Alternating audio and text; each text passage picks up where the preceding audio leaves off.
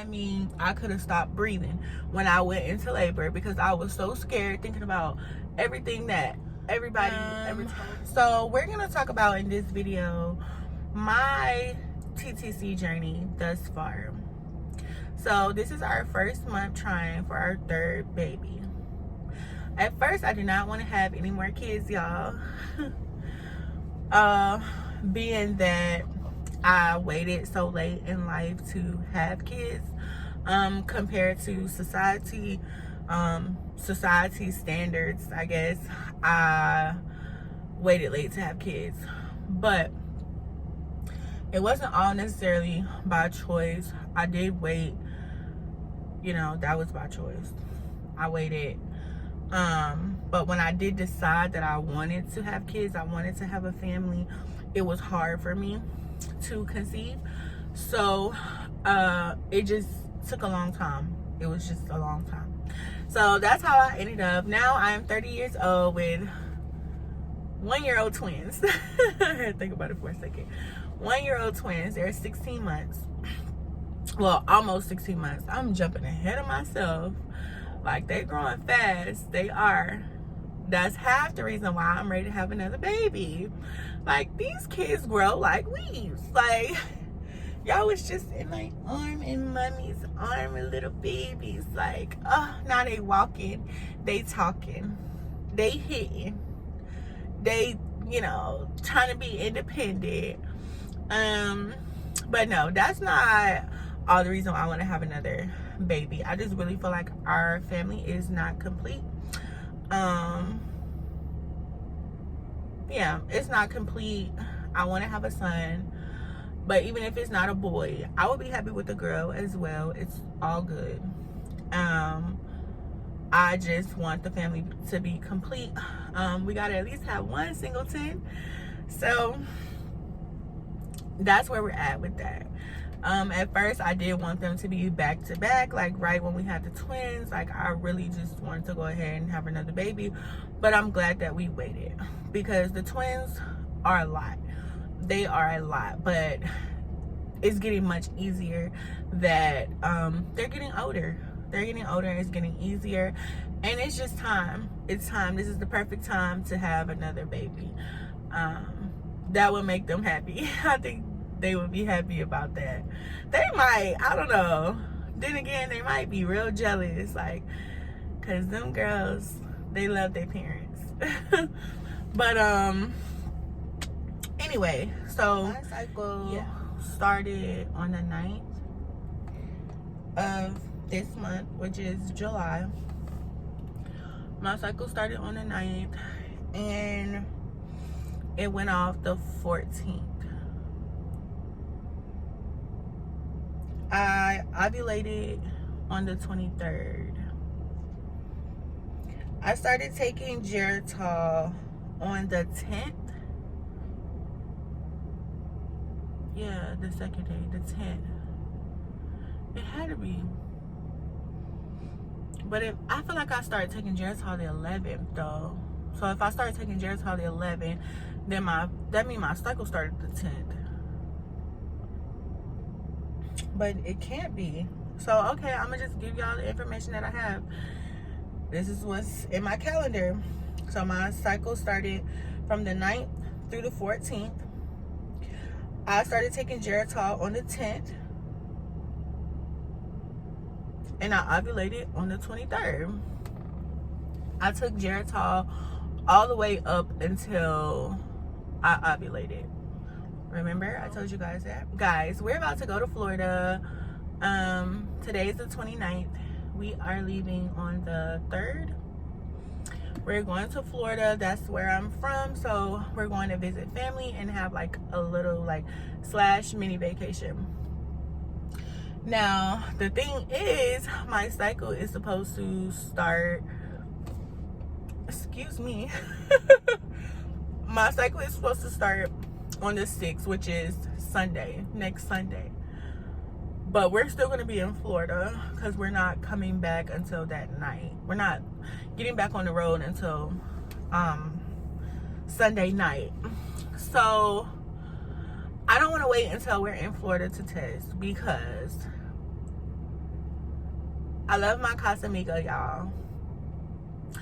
And I feel like, I don't know, it'll just be in the back of my head, like, okay, like, you might be pregnant and you drinking this Casamiga.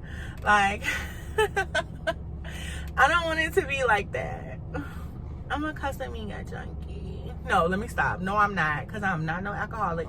But anyway, so I just would rather just go ahead and find out before we even leave, you know? And because, like, I want to surprise my kid's father, like, while we're in Florida. So I plan to test on Tuesday while we're still here at home. And I want to test on Tuesday. So if I am pregnant, I'm going to keep it a secret all the way until we get to Florida. So either that Friday or Saturday, one of those, I'll get some stuff here. I already have planned out how I want to do it, but we'll talk more about that when the time comes, okay? Because I don't even know if I'm pregnant yet. So that's that. So be on the lookout, guys, because y'all gonna know. Y'all know I'm gonna keep y'all up on everything. When I test Tuesday, what the results are, we can even do a live results, you know what I'm saying? Like, however, I'm gonna keep y'all updated. And especially if I'm pregnant, y'all gotta be on the lookout for these videos, okay? Like, this pregnancy, I just really want to keep it small and intimate. Like, the people who know, you know, like y'all, my YouTube family, but I'm not broadcasting it across like Facebook, TikTok, like social media like that, because I just feel like my last pregnancy, I let people in too much. There are so many plans and ideas and things that I had in my head I wanted to do, and I just didn't. I didn't succeed at a lot of things that I wanted to do, and I feel like it was a lot of stress factors, and just other people's input, you know. Gosh, if you've ever been pregnant before, you know what I'm talking about. And especially if you've been pregnant in this era, this day and age that we live in, you know, with social media, and everybody wants to post, of course, you're happy, you know, but I did that and I don't want to do it again. Because people just have too much to say. I heard so many horror stories. I mean, I could have stopped breathing when I went into labor because I was so scared, thinking about everything that everybody ever told me, you know, while I was pregnant. Like, no. And then you have those things of, you can tell when people don't want the best for you, you know, like when you have ideas, like, for example, I wanted to breastfeed, but I could tell, I could feel the energy, so much stuff, like people really were against me breastfeeding. And I know what it is. Like, everybody can't breastfeed, and I'm not down in the next person because you couldn't breastfeed, you know what I'm saying? Like, but I feel like it was a trigger for some people, and you could just tell the energy, the way people talk, you know, they were really rooting for me to fail at breastfeeding. And that's what happened. And it makes me emotional because my entire pregnancy, that meant so much to me, y'all. I had my mind made up. I was breastfeeding my babies, and especially because they were preemies, they needed that, you know what I'm saying? So the only time that I breastfed was when my kids were in the NICU. You know, I breastfed them. I took them milk up there. I was pumping everything. But that was it. Maybe like once or twice when we were home, I breastfed, but other than that, it's just my supply depleted so fast. And I know it was just stress, you know, and I ended up in the hospital after I had them, in a totally different hospital than my kids were at, in the NICU. That's another video, you know, that I do want to talk about, a story time, and just so you guys can be aware of what can happen after you have a baby. We all get so excited, get so happy, because we have delivered, we think everything is fine, when there are life-threatening things that can happen after you have a baby if you aren't aware. And in my situation, it was a rare thing that happened, but it happened to me, and it was life-threatening, and it could have took me out of here, you know. So I will talk about that, y'all, but this time, that's why I'm keeping it very like small. The people who do know, it'll just be a handful of people. And yeah, I do want to have a baby shower, because I did it with the twins, because I went into labor and then they kept me in the hospital and things. We had everything, the building set up, all the details. I mean, I was just so bummed out, but I wanted to be safe, and I wanted the girls to be safe, and I wanted us, I wanted them to get here safely and be healthy. So, you know, I just had to suck it up. So that's why this go around, y'all, I want to have a baby shower, but like I said, it's gonna be really intimate, really small, even down to the baby shower. Y'all, having kids my first time, I've changed my thoughts about a lot of things. I don't care who comes and who doesn't. The people that I invite is going to be very small, because, yeah, I'll get into that another time because I'm getting off topic. But but I do, y'all, I have to insert a clip. So good morning, guys. I just want to take note really quick, like, this isn't a video. I'll probably end up adding this in a clip if I am right about my instincts right now.